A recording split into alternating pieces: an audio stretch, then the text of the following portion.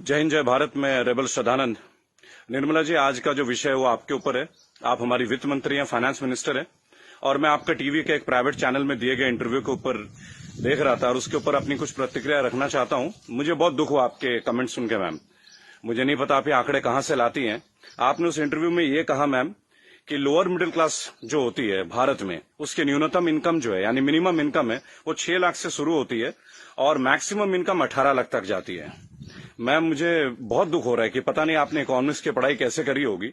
आप जानते हैं मैम लोअर मिडिल क्लास का मतलब क्या होता है, या लोअर का मतलब क्या है, इसका अर्थ आपको पता है मैम? लोअर, एक सिक्योरिटी गार्ड मैम 8 से 10 हजार रुपए कमाता है मैम, पूरे साल में 1,20,000 रुपए। उसे आप कौन से क्लास में रखना चाहेंगे मैम? एक नया क्लास क्रिएट कर देंगे क्या?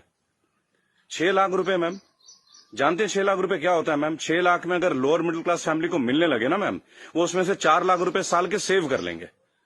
वो अपने बच्चों को आपके सो कॉल्ड इतने अच्छे गवर्नमेंट एडेड एजुकेशन स्कूल्स में पढ़ाएंगे, गवर्नमेंट एडेड हॉस्पिटल से उनकी चिकित्सा करवाएंगे, और आपके इतने अच्छे अच्छे आधुनिक फैसिलिटीज जो पिछले 7 ईयर से बीजेपी गवर्नमेंट प्रोवाइड कर रही है, वह हम इंडिया में, हम वर्ल्ड में बहुत अच्छे रैंकिंग में आ रहे हैं, जैसे कि बीजेपी का ग्राफ बताता है। वास्तविकता क्या है वो तो हम लोग जानते हैं मैम। मैंने भी वोट किया मैम, बीजेपी को वोट किया, लगातार 2 बार वोट किया। लेकिन मैं आप जैसे नेताओं की जब सुनता हूं ना मैम स्पीचेस, और आप लोगों के आंकड़े, आपके जो डेटा बैंक, आप ये डेटा बैंक कहां से लाती है मैम, ये सोच के मैं बहुत सरप्राइज रहता हूं मैम। आपने बोला 6 लाख न्यूनतम है, 18 लाख मैक्सिमम है मैम। 18 लाख समझते हैं आप मैम? 18 लाख क्या होता है मैम? 18 लाख तो मैम एक अच्छे खासे एमबीए का पैकेज नहीं है एनम में मैम, पर एनम का, वो भी टॉप इंस्टीट्यूट में पढ़ के। आपके सोकॉल्ड कॉलेजेस से जो बच्चे निकलते हैं, एमबीए, बीटेक, आप जानते हैं इनकी पैकेज कहां से स्टार्ट होती है मैम? तो इसका मतलब ये सब लोअर मिडिल क्लास में आते होंगे आपके हिसाब से। So called good MBA, so called good BTechs and MTechs, ये तो लोअर मिडिल क्लास से आते होंगे मैम। हायर वाले कौन होते होंगे ma'am? Highly rich people, highly rich industrialist. Upper middle class तो फिर आसमान में रहने और जमीन पर रहेंगे ही नहीं।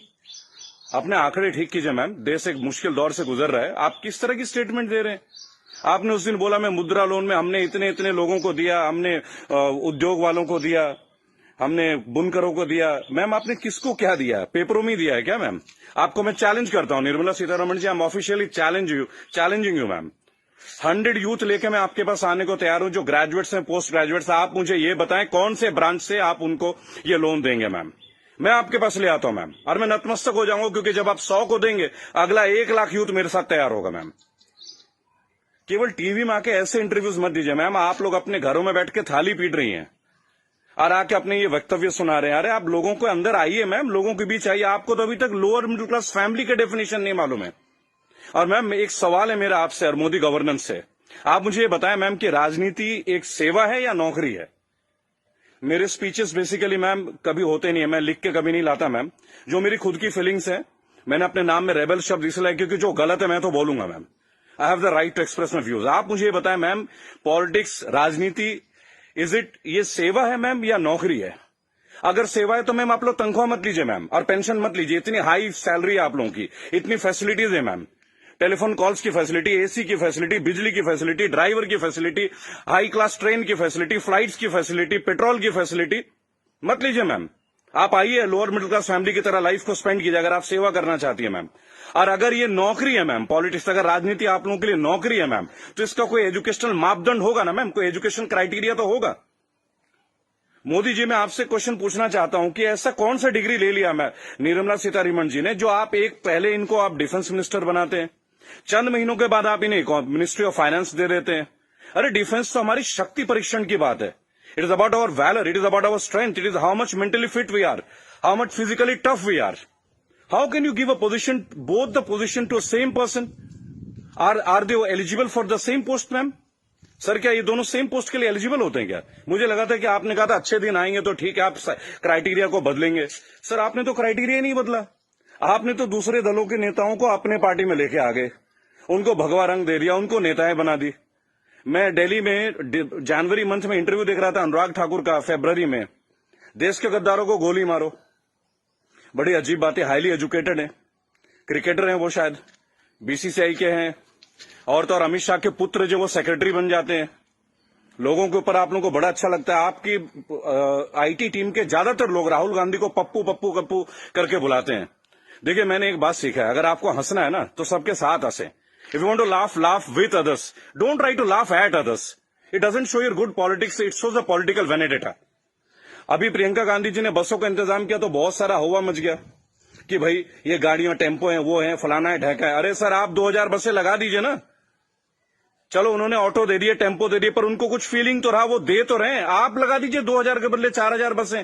किसने रोक रखा है आपको? उन्होंने तो ये तक कह दिया कि भाई हमारे बसों में आप बीजेपी का झंडा भी लगवा लें। गलत कर दिया क्या सर? उसमें भी आप लोग शोर मचाना लग जा रहे हैं। ऐसा लगता है जैसे you are always ready to fight instead of getting it worked. अच्छा देखिए, मैंने नितिन गडकरी का भाषण सुना टीवी में, ये लास्ट वीक की बात है सर। उन्होंने कहा स्वदेशी अपनाओ। चलिए सर, अपना लेते हैं, पर मुझे बताएं, मेक इन इंडिया और मेड बाय इंडिया, इन दोनों का डिफरेंस आपके मिनिस्ट्री का कोई एक मिनिस्टर मुझे दे सकता है क्या? मेक इन इंडिया है क्या सर? आप जमीन देते हैं सैमसंग को, जमीन देते हैं ओप्पो को, वीवो को, चाइनीज कंपनी को, साउथ कोरियन कंपनीज को, वो आके अपना प्लांट लगाते हैं, इंडियंस को हायर करते हैं, और उसके बाद प्रॉफिट जो है वो उनके अकाउंट में जाता है, सैलरीज आता है इंडियंस के अकाउंट में। तो मुझे ये बता दें कौन सा मेक इन इंडिया सर? आप मेड इन इंडिया कीजिए ना, आप अपने इंडस्ट्रीज लगाइए, आपको पैसा रेवेन्यू अपने पास रोकिए। अगर इतना दम होता ना सर हमारे मैकेनिज्म में, आपको चैलेंज कर रहा हूं, आप मैकडोनल्ड्स की तरह का आउटलेट बना लेते सर। 25 रुपए का बर्गर बेचने वाला भी लाखों करोड़ों रुपए डॉलर्स में कन्वर्ट करके इंडिया से लेके जा रहा है। आप छोड़िए मोबाइल फोन से, बहुत बड़ी बात है, 20-20, 50-50 हजार की बात है। आप बर्गर बनवा दीजिए सर, आप ब्रेड्स बनवा दीजिए, रेवेन्यू यहां जनरेट करवा दीजिए सर, मेड इन इंडिया कर दीजिए। What is make in India sir? आप कहते हो स्वदेशी अपना, फॉरेन की कंपनी को आप जमीन अलॉट कर रहे हो, राइट? और आप कहते हो चाइना का बहिष्कार कर दो। आप मुझे बता दें बीजेपी के कौन से नेता के पास इंडिया वालों का फोन है सर? और बीजेपी छोड़िए, किसी भी पार्टी, मैं यहां किसी और पार्टी का माउथ पीस नहीं हूं सर, क्योंकि मुझे देखा गया है, मैं देखता हूं ये चीज। अगर मैं आपके पॉलिटिकल किसी फेलियर के बारे में बात करूं तो लोग तुरंत बोलेंगे भाई ये तो कांग्रेस का आदमी है। It's very cheap sir, it sounds very cheap. ठीक है सर, आपसे पहले हमने कांग्रेस को भी वोट दिया, क्या गलत किया सर? गलत क्या किया भाई? जो मेजोरिटी में आएगा उसको तो वोट देंगे ना। मुझे ऐसा लगता है कि आप ऑपोजिशन को भी नहीं टिकने देते हैं। भाई एक सोशल सिस्टम है, गवर्नेंस के एक सिस्टम है सर। आप अच्छा गवर्नेंस करेंगे पर एक मजबूत ऑपोजिशन, आप तो ऑपोजिशन को ही परचेज कर ले रहे हैं आप लोग। ज्योतिरादित्य सिंधिया को आपने परचेज कर लिया सर, बुरा लगेगा सर सुनने में। ऐसी क्या घुट्टी दे दी सर? एक झटके में एमपी की गवर्नमेंट जो है वो कोलैप्स कर जाती है, वो भी उस दौर में जब कोविड-19 का दौर रहता है। तब आप लोगों को कोविड-19 का अवेयरनेस नहीं होती, तब आपको नहीं लगता कि लोगों के बीच आपको जाना चाहिए। अहमदाबाद में लाखों लोगों की भीड़ आपने कर दिया, नमस्ते ट्रंप कर दिया सर। क्या ये पॉलिटिकल फेलियर नहीं है? आज आप बता रहे अचानक से आपने 25 तारीख को लॉकडाउन कर दिया और 1 महीना तक आप नमस्ते ट्रंप की तैयारियां करवाते रहे sir. What is this sir? झूठी शान का हमें क्या करना है सर? आज सबसे पहले आप अपने नेताओं को बोलें कि वो कुछ भी बोले ना टीवी में, हेल्प तो आप करना नहीं। मेरी बात सुने सर, सब आत्मनिर्भर है। मजदूर कौन सा मर्सिडीज में घूम रहा है सर? उनके पैर में फफोले गिर रहे हैं। मैंने देखा निर्मला जी ने एक स्टेटमेंट दी, एक लेडीज बेचारी सूटकेस में, उसका बच्चा सूटकेस में बैठा हुआ घसीट के ले जा रही है, तो वो जवाब देती है कि राहुल गांधी को वहां नहीं बैठना चाहिए, राहुल गांधी को वहां जाना चाहिए। अरे राहुल गांधी को जो करना चाहिए वो छोड़िए, आपको क्या करना चाहिए? गवर्नेंस आपकी है, सेंट्रल में आप हैं, पिछले 7 साल से आप लोग हैं सर। हमेशा क्या स्टेट को फेल करते रहोगे क्या, या हमेशा ऑपोजिशन को गालियां देते रहेंगे आप लोग? सर मोदी जी चाय वाला पीएम बन सकता है, सुना था, देख भी लिया सर, बराबर। बाकी चाय वालों का क्या सर? बाकी लोगों का क्या सर? प्रवासी मजदूर छोड़िए, प्रवासी क्या होता है सर? सब भारतीय मजदूरी तो है। हर पूरा देश तो वैसे भी मजदूरी कर रहा है सर, पूरा देश मजदूरी कर रहा है। आप जितना ग्रोथ दिखा दो सर, ग्रोथ क्या है वो तो लोगों के जेब में आके देखो ना, लोगों के घर में आके देखो, बैंक अकाउंट में आके देखो कि पैसे हैं किन के पास और किन के पास नहीं है।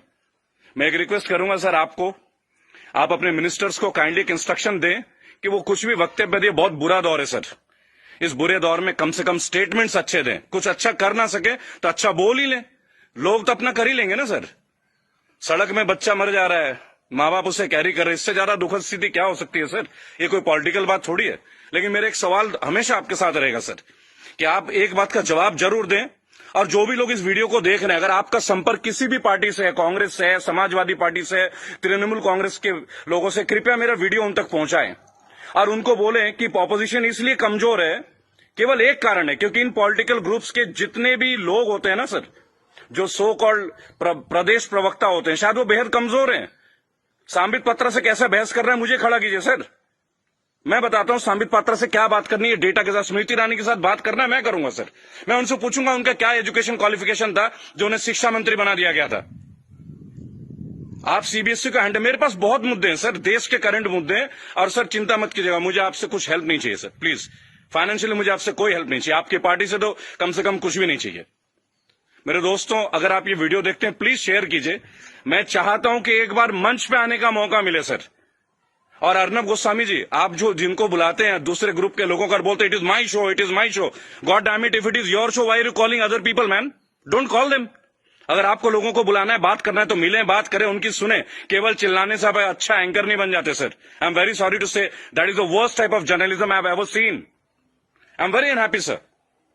मुझे लगता था आपके अंदर स्पिरिट है, पर आप तो लोगों को शोर मचा के चैनल ब्लॉक कर देते हैं, उसको बाहर कर देते हैं। What is this way of journalism sir?